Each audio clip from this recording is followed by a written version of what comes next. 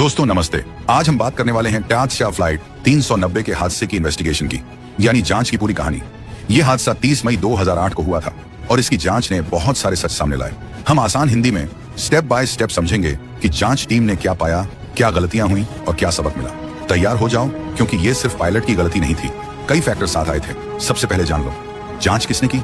Honduras सरकार ने यह जांच एल साल्वाडोर की सिविल एविएशन अथॉरिटी को सौंपी, क्योंकि प्लेन एल साल्वाडोर की कंपनी टेका का था। यह इंटरनेशनल नियमों के मुताबिक हुआ। साथ में अमेरिका की NTSB national transportation safety board, France की BEA, एयरबस के एक्सपर्ट्स और FAA के लोग भी शामिल थे। पूरी रिपोर्ट नंबर 0012/2008 में आई और यह बताती है कि हादसा क्यों हुआ, मुख्य कारण क्या था। जांच टीम ने कहा प्रोबेबल कारण, मुख्य वजह यह था कि क्रू पायलट्स ने रनवे की कंडीशंस का सही आकलन किए बिना लैंडिंग करने का फैसला किया। उन्होंने ऑपरेटर कंपनी की प्रोसीजर को इग्नोर किया और रनवे की सही जानकारी नहीं ली, मतलब मौसम, प्लेन का वजन, रनवे गीला है या नहीं, ये सब ठीक से चेक नहीं किया। अब कॉन्ट्रीब्यूटरी कॉजेस, यानी वो चीजें जो हादसे को और बुरा बनाने में मदद की। पहला, लैंडिंग बहुत लंबी हो गई। क्यों? क्योंकि टेल विंड, पीछे से हवा चल रही थी और प्लेन की ग्राउंड स्पीड लगभग 160 नॉट्स, करीब 300 किलोमीटर प्रति घंटा थी, बहुत तेज। दूसरा, पायलट्स ने अप्रोच शुरू करने से पहले मैक्सिमम लैंडिंग वेट और लैंडिंग डिस्टेंस दोबारा कैलकुलेट नहीं किया।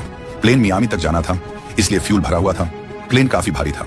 तीसरा, अप्रोच नॉन प्रिसिजन थी और मौसम बहुत खराब था, भारी बारिश, ट्रॉपिकल स्टॉर्म अल्मा, घना कोहरा।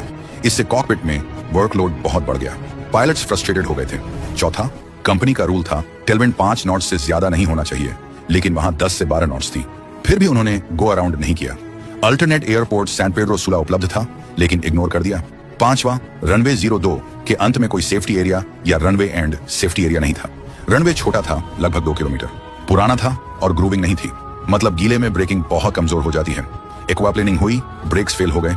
रिपोर्ट में यह भी कहा गया कि क्रू ने स्टैंडर्ड ऑपरेटिंग प्रोसीजर फॉलो नहीं की।